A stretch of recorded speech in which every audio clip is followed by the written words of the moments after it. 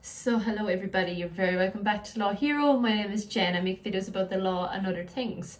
Basically the intersection of being a lawyer and working in a corporate job and all of that kind of stuff. And today we are talking about not necessarily about hustle culture, but about the evolution from the disciplinary society to the achievement-based society. And what that simply means is, in the Middle Ages, you were told, thou shalt not, thou shalt not, thou shalt not. Nowadays, you're told, you can do anything. You can do anything if you put your mind to it. You can do anything if you work hard enough. And I am going to talk about that today because I've read a book called The Burnout Society by Byung-Chul Han. I believe he's Korean-German philosopher, and it was fascinating, and I just want to talk about the key points in it today as quickly as I can. When I talk about the way it was, as in the disciplinary society, what do I mean? If you think about institutions like prisons or schools or hospitals, everybody was locked away and your freedom was actually restricted. And through these institutions, also the church, people had norms enforced upon them through discipline and surveillance. So if you think about, like in Ireland, how the Catholic Church would enforce norms upon people, and they would do it through threats. They would say things like, if you have sex before marriage, you are going to hell. So you internalize that, you reinforce the norm, and then of course you say that to other people because that's your reality. That's how the disciplinary society works. Everybody keeps an eye on everybody else, and the institution is watching you always through surveillance. This is how communist societies actually function nowadays. Anyway, individuals were then molded to fit societal standards through external control and correction.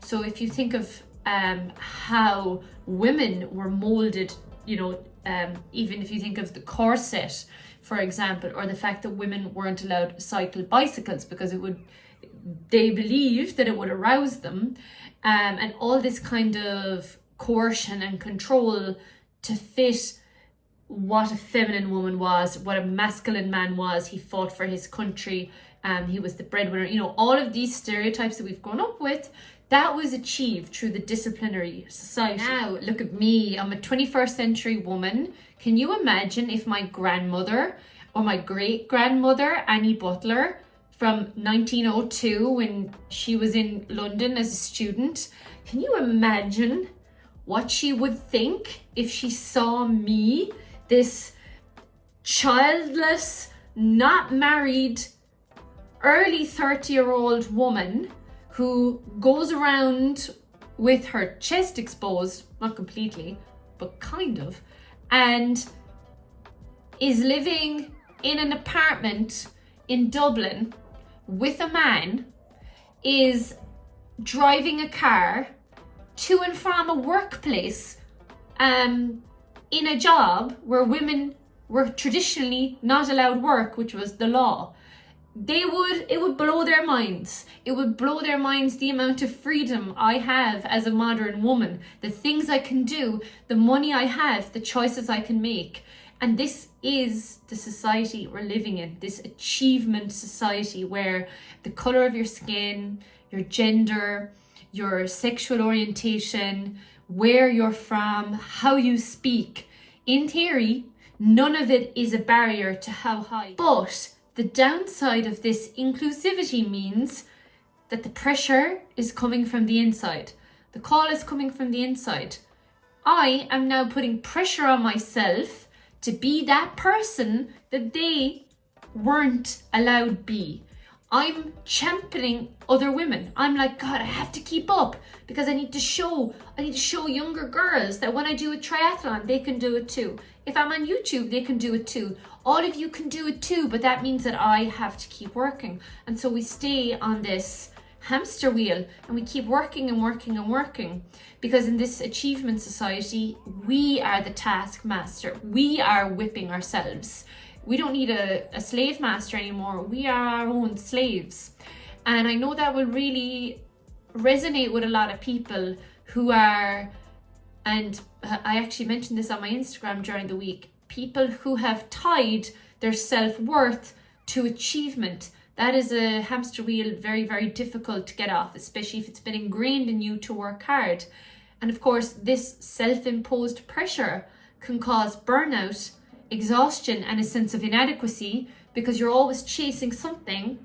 Once you finish this project, or you achieve this award, or X, Y, and Z, it never feels like. And we all feel this pressure because we're surrounded by social media, whereby we compare ourselves to other people and go, I don't have that face, body, car, house, boyfriend, beauty, whatever it is.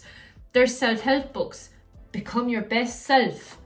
It's always on the self. It's self-discipline. Everything is self-centered. And then of course, corporate culture looks to make sure that you are getting the absolute optimum personal achievement and self-improvement, so that you can contribute to that corporate entity's economic profits. And then we wonder why the pressure to succeed and outperform others becomes overwhelming. And then we wonder why we get burnt out. We are our own slave masters, and it is a result of the achievement society. The next question is, okay, we're in this achievement society. We all acknowledge that. How on earth do we navigate it as human beings and not human doings? How do we manage it? How do we navigate it? So in this book, there are no real answers, but I guess what I can do is kind of interpret what he's saying. So the first thing is knowledge. If you understand the societal structure, if you understand economics, then you're going to have more of an understanding of your role in it, and you'll actually be able to disconnect from it quicker. If you can see the wood from the trees, if you just work and work and work all the time and don't take a second to acknowledge your part in it all, or what you're contributing, what you're espousing to other people. For example, on my YouTube channel, I try and be very careful not to be stereotypical, not be a stereotypical know-it-all, because I believe that is something that is tied up in being a lawyer. And then sometimes I cringe at the word lawyer, because it is just loaded with meaning that I had no contribution to that meaning. Therefore, I shouldn't be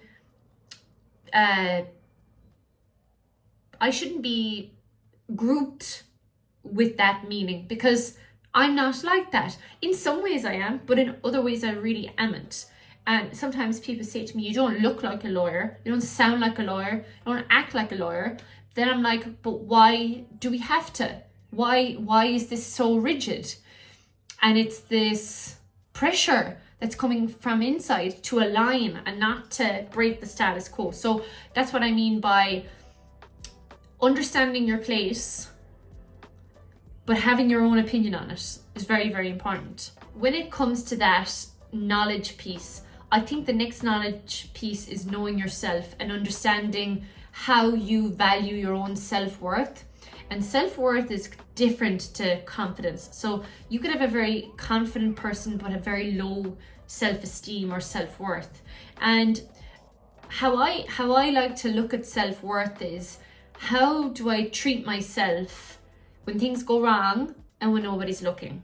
So for me personally, the self-worth thing has been a very difficult journey, and I like it is for anybody. It's more difficult for some people than others.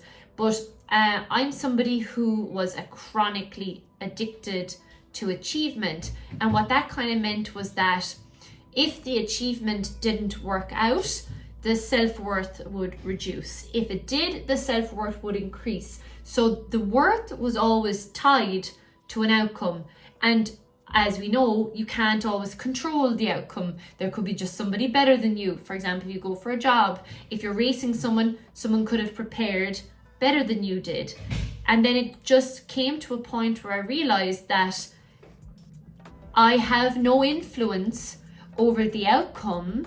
Therefore, to criticize myself and reduce my self-worth based on an outcome I couldn't control is going to ruin the rest of my life. And that basically took 5 or 6 years to get to the bottom of that, and that's where I am today. Seeking validation from others, how do you break that cycle? How do you become your own source of validation? How do you do that? I'm curious to know, because I think social media definitely celebrates external validation. You could have people who, you know, run a marathon and, you know, they get themselves through it, but all you see is the picture of them holding the medal at the end. We don't see the body of the iceberg, we only see the tip of the iceberg, and that's a completely false representation of the effort. We are constantly hiding the effort, and I think that's what my biggest bugbear with the Achievement Society. We all suffer behind closed doors, and everybody feels so alone, but it's like we've created this, or it's been created for us. But I think slowly, one by one, if we can all start to acknowledge that, yeah, you can participate in society without being labeled as lazy or critical, and be your own best friend, and not in the like cheesy social media way by going, oh, self-care is just lathering some shower gel on myself. What I mean is being able to say, no, this is too much. This is me putting pressure on myself, and I'm going to stop until I feel better and maybe try healthier ways of motivating myself.